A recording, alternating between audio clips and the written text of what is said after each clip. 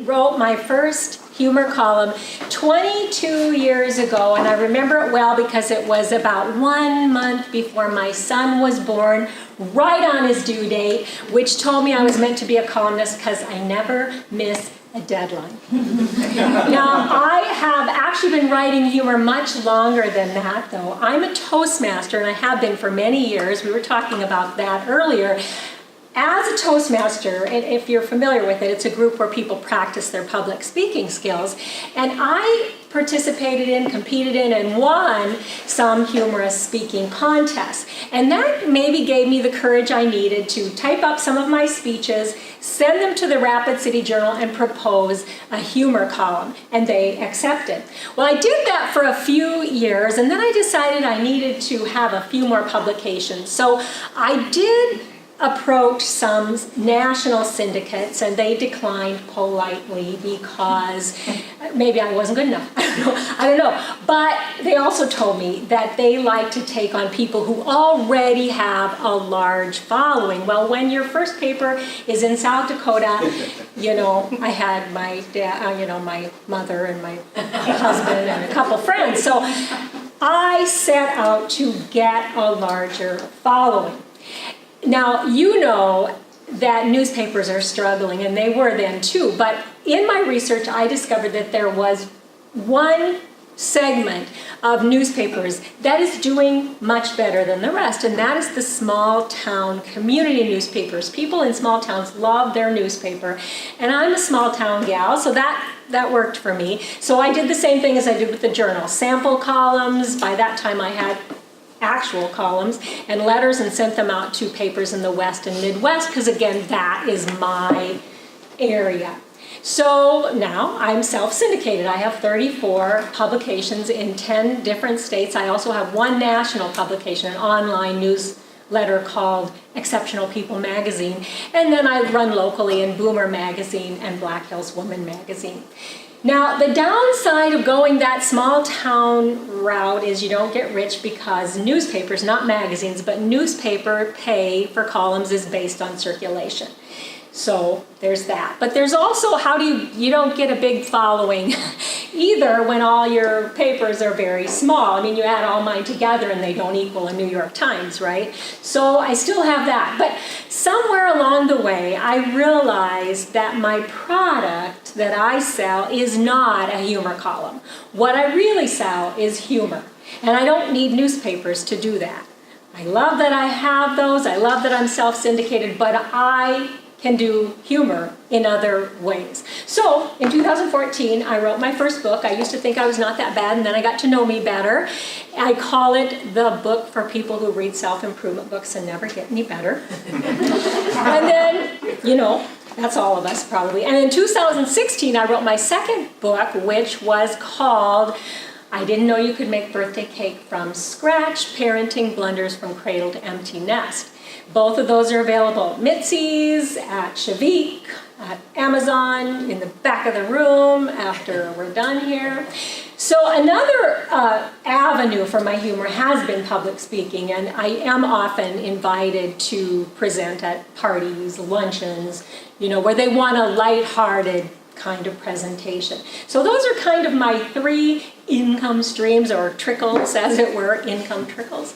And I also have a blog, which is really no trickle at all, but I have a blog. You can look me up online, DorothyRosby.com. And all of those things really work together. They really dovetail nicely, both the writing of them and the marketing of them. For example, when I wrote my books, I was able to contact radio stations in all the areas where my column runs and do some radio interviews. I was able to send books to bookstores in those areas, sample bookstores, or sample books to those bookstores. I have a list of every reader who's ever had the poor judgment to email me and tell me they liked my column. So then when I write a new book, I can tell them. So if you ever, you know, you're on my list, I can tell them about my new book. I can take bits from my column, and I do one-liners from my column, and they are my content for my author page on Facebook, for my Twitter feed that I have. So they all work together really well. At this moment, for my future, I am working on a third book, which is a lot of work. And as you know, Deanna, it's a lot of work. And this one is also humor, I hope. It's titled, the working title is Saving Civilization One Fish Stick at a Time. It kind of deals with some of the big issues we face in society, but my humorous look at how to deal with them. But it's a huge amount of work, and I'm working on that right now. And for the future, someday when I'm not working full-time, I want my part-time gig as a humor writer to be my full-time gig.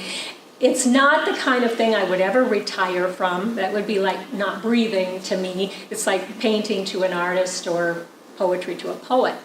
I think I probably used up my 6 minutes. J.D. Henderson with Wrangle Construction Company. How many children do you have? One.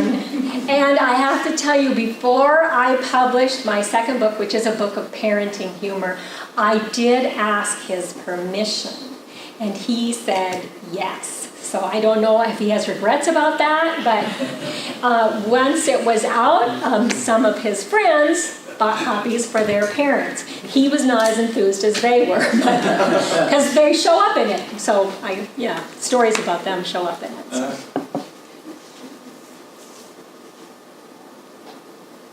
Yes, Deanne. How do you find or make the time to write and speak while working full-time? Oh, I'm so tired.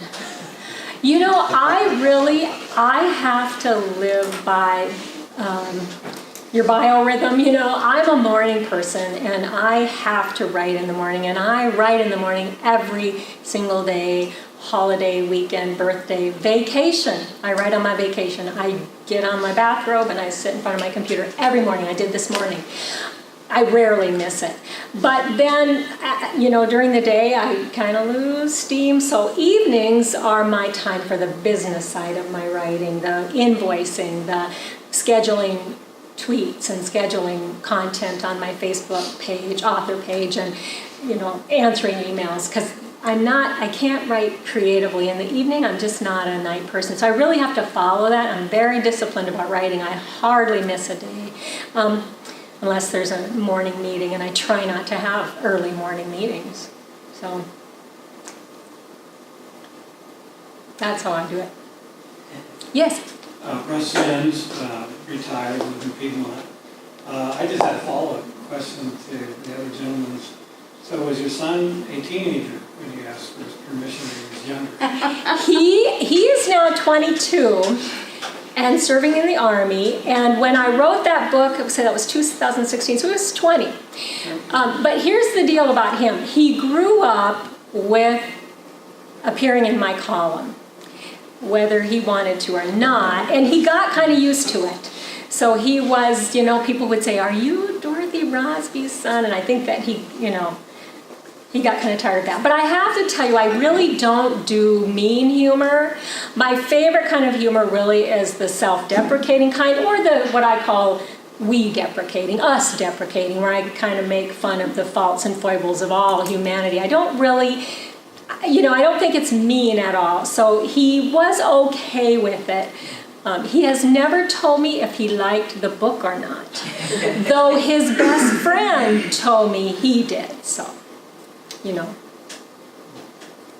I think it helps that I don't do anything mean. I do have a fellow columnist I know who told a story about having her daughter, be really embarrassed at a school function and say something about backstabbing mother, that kind of thing. But I don't think I've ever done anything that would make him feel that way. So that he's told me. Tara. Tara Wilcox with Pathways to Solutions. So I am a coworker of Dorothy, and we pretty much have resolved to the fact that what we say and do might appear in a column. So if you're in her world, she will protect your name, however. But that's one of my questions is, with your discipline of writing every day, where do you pull the content? Where do you come up with the ideas, the novelty? Yeah, it's like breathing to me. I am constantly writing down ideas. I have a notebook in my purse. I have a notebook by my bed. I am very disciplined about writing those things down, because when you honor your muse, she just comes back more often. And I take all those little notes, something that strikes me, an idea I have, or something that happens, I write a little note, throw it in a file cabinet or in a basket on top of my file cabinet. And when the basket's kind of overflowing, it's like Christmas. I go through all those little notes and I put them into file folders with similar notes, kind of on a theme. I say, wow, I've written a lot of notes about marriage or travel or whatever. Put them in when the file folder's kind of fat, then I schedule them on a calendar. I never face a column deadline with no idea. I couldn't do that. I mean, that would really take the fun out of it for me. So I schedule on the calendar. That doesn't mean I won't change my mind, but just knowing I already have an idea really helps me. And the bad stuff, the stupid stuff that happens actually is funnier than the good stuff. So more of my notes have to do with bad stuff. For example, I recall getting a speeding ticket once.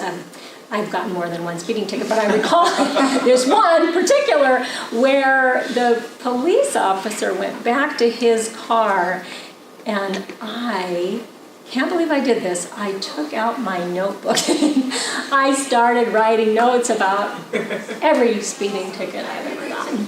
And so I wrote a column about it, and I should tell you I was so inspired I've actually written about speeding tickets more than once, so I don't know what that says. But yeah, everything, and it's those kind of things, the appliance malfunctions and the things that go wrong that are actually make better humor than the happy stuff. People relate to that more, I think. So,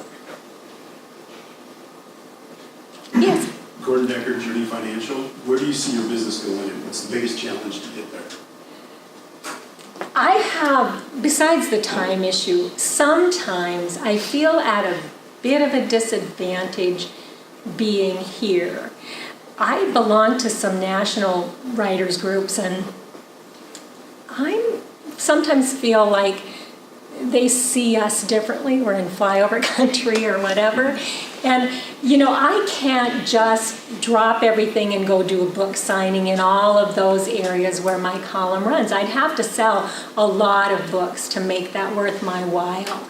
So even though the internet has, totally changed the way you can do every single business, and it certainly has for me, I still feel like that's a problem. I'll get a call from somebody in a community, they don't really know where I live, so they would invite me, to speak at their event or this event, and they really seldom in those small communities can pay what it would take me to cover my expenses, let alone make a profit on that. So that's a disadvantage being here. At the same time, here, this place is, what I draw on. I'm a small town person, I'm a South Dakotan, I'm a rural, I grew up in a rural community. So there's the trade-off there, but that is hard for me sometimes. I struggle with that. Yes? Beth Ann Mafuta with Isogenics.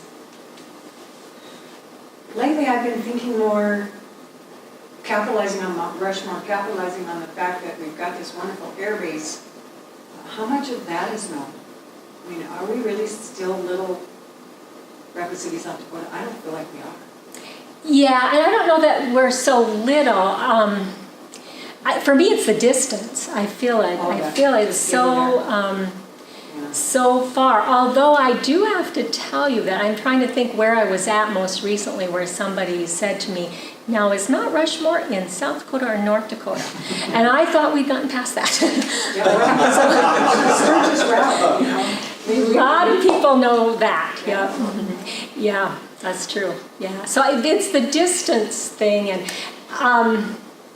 I was at a conference in. Oh my goodness, I can't even think. Was it Boston, anyway, a recent writers conference. And I did have somebody come up afterwards. I did stand up at the Irma Bombeck Writers Workshop. And a woman came up to me afterwards and made a comment about my hair. Your hairstyle still, or new hairstyle still haven't gotten to South Dakota. So, there's that. So there is that sense that we're, maybe, so. Yeah, I know how that is. Yeah, so, there's, and she was funny, she thought. She was being funny. You wrote that one down in your little book. I did. I actually did, because I already decided if I ever do stand up at that conference again, which I would love to do, I will tell that story. I will tell that story, yeah. So, yeah, it's, people know us better, but where's Mount Rushmore? Yeah, yeah. Melanie Torno with Torno Mediation and Mental Health Services. Dorothy, what have been some of your marketing strategies? What do you find works really well for you? And what have you tried that you've decided does not work well for you? For marketing the column, I have used snail mail, which is really expensive. But when I've tried email alone, it hasn't worked. And I know that I delete emails like so fast. I delete important ones sometimes because there's just so many.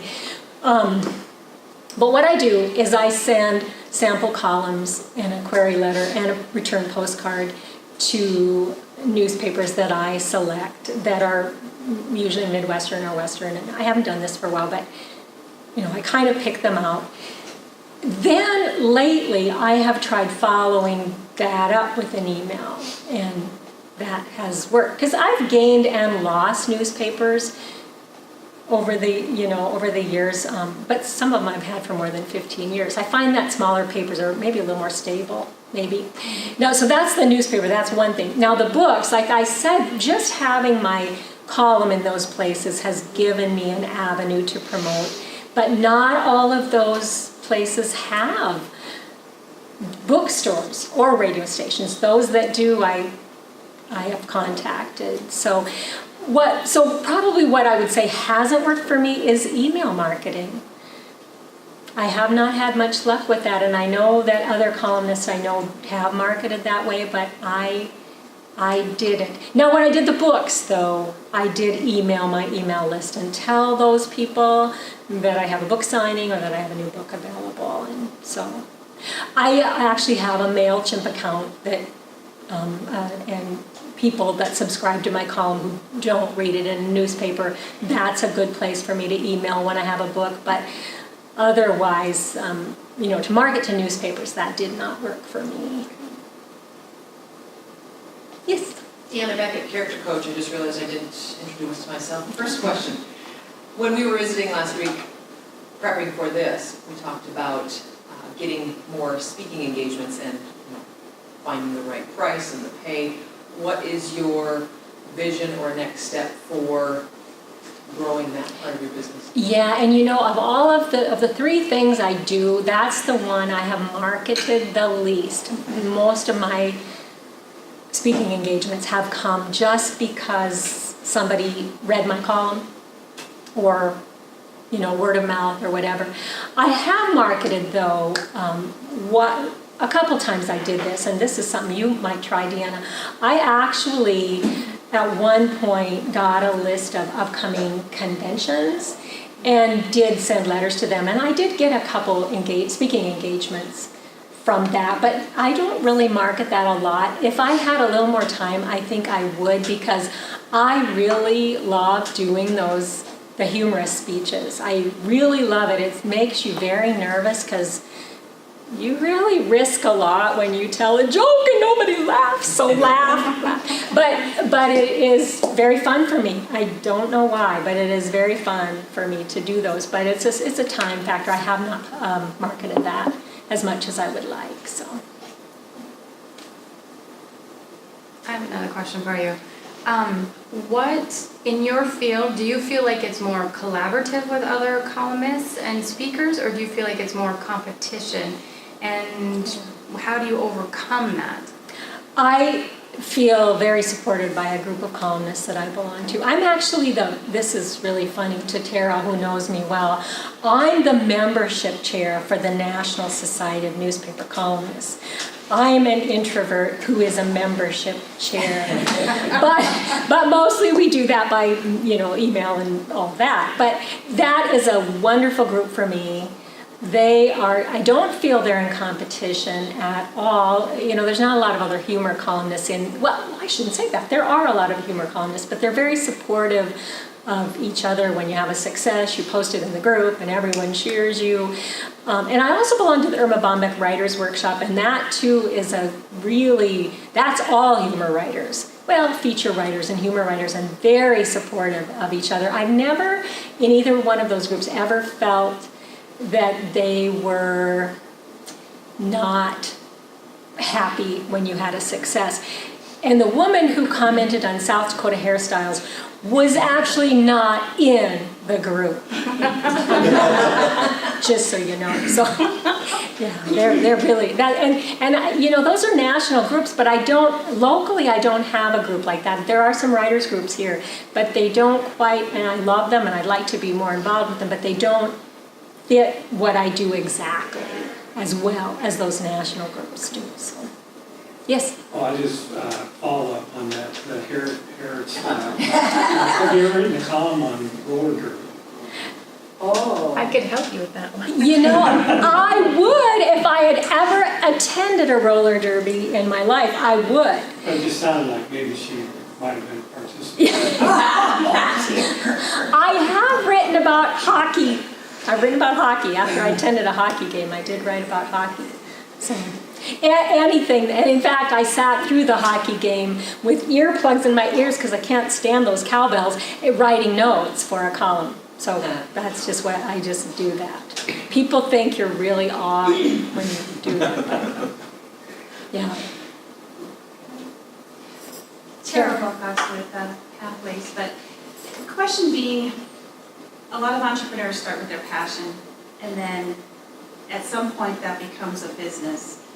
What was that turning point for you? Because this is fun, this is the necessities to make fun happen, and a lot of people never bridge that gap and make their passion their business. How did you make that leap?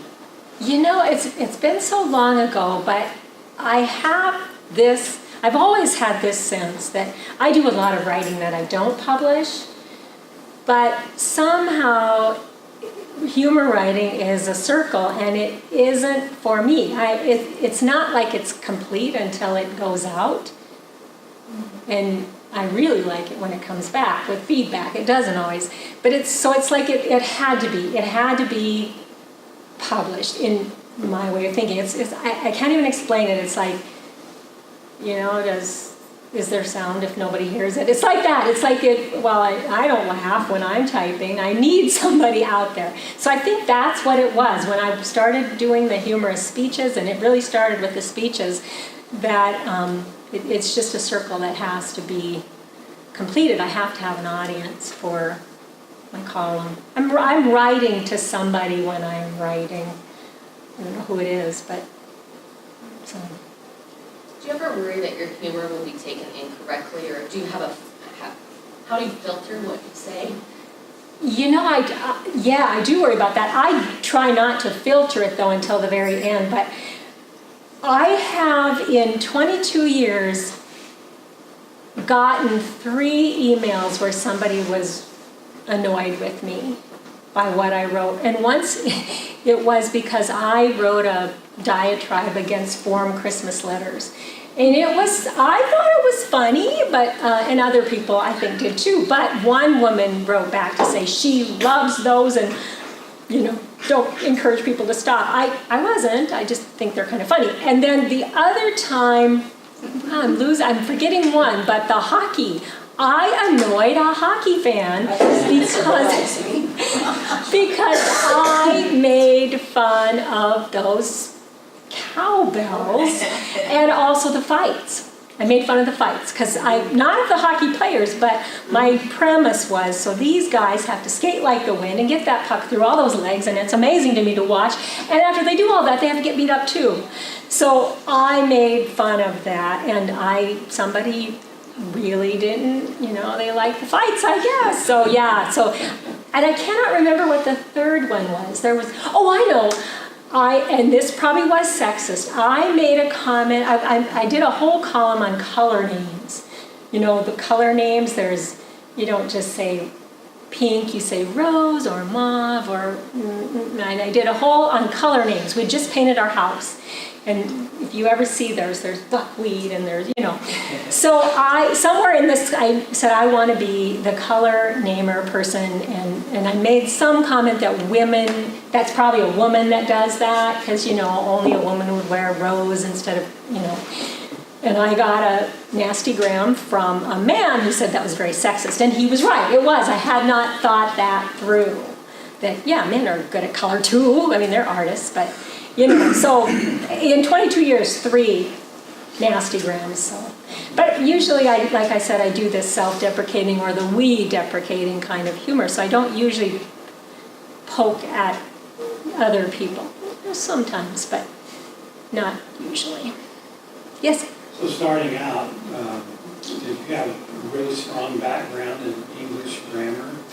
And was that an obstacle or not? Or free flow? I have a journalism degree and a minor in English, and I have been writing for Black Hills Works for, I've been there 30 years. I do the newsletters and all of that. So I do have a pretty strong background in that, and the more you write, the better you get at it. I'm often called on to do the proofreading and things. We all are at Black Hills Works, where I work, Tara too. And sometimes they don't like what I say. It's like, but I always tell them when there's any doubt, I'm right. So, pretty much, right? In marketing, you have more leeway anymore, Yeah. things don't follow the rules, and that's how you stand out, and so that's always our attention, because I'm like, sorry. All the English majors out there are having conniptions, but it doesn't look as pretty, so. Yeah, but it's different. When I write for a newspaper, I really have to follow the rules to an extent, but there's some things you just do, like you're wanting to be heard as well as read. It's like they're hearing you. So then you use sentence fragments, and you use things that you wouldn't normally get away with in a newsletter or in a newspaper news story. So. Do you have your own proofreader or someone who reads beyond what you write? I don't, and I would really like that, but I'm always on deadline, so I don't. I did for the books, though. In both books, I hired an editor to do that for me, because you really can't see what you wrote very well after you've looked at it that often. So I did pay an editor to do that for me in both cases. So yeah, how do you go about selecting first your publisher, and then secondly, somebody to edit with you? Yeah, well, in the first case, I went with a local company called Red Balloon, and they did the self-publishing for me. They put it up on CreateSpace and the design, and they were wonderful. And somebody in my Toastmaster Club actually is a book editor, so I hired her. In the second case, I also knew a local editor, but I used a company to publish that does just humor. It's called Humor Outcast Press, and I had met them through the Irma Bombeck Writers Workshop, and they published my second book. So it was just kind of who I knew. I knew the first company through the local writers group I belonged to, and the second one through the Irma Bombeck Writers Workshop. So that's how I did it. I dream of having a traditional route for publishing, and but this time I self-published both of those books. So. Yes? In your career as a writer, who's been somebody that's been inspirational or motivational to you? Probably I grew up reading Irma Bombeck, but and she no doubt had a huge influence on me, as she did on a lot of humor writers. But probably the biggest influence on me was being number 9 out of 10 children. It's a big family, just fosters humor. I come from a really witty family, and my father was very funny, and so I think that's probably the biggest influence. But I did love Irma Bombeck when I was growing up, and of course Dave Barry. I read Dave Barry, and I loved Prairie Home Companion, and I still love it, even though Garrison Keillor's not there and it's changed names and everything. But I love listening to humor almost more than reading it. So. Well, I alluded to this, I think, a little. There's no pressure at all here. Yeah, no pressure. I dream about going the traditional route for publishing a book, for my 3rd book that I'm working on right now. So I would love an agent to take me on and help me to do that. Or, if you can't do that, buy books, you know.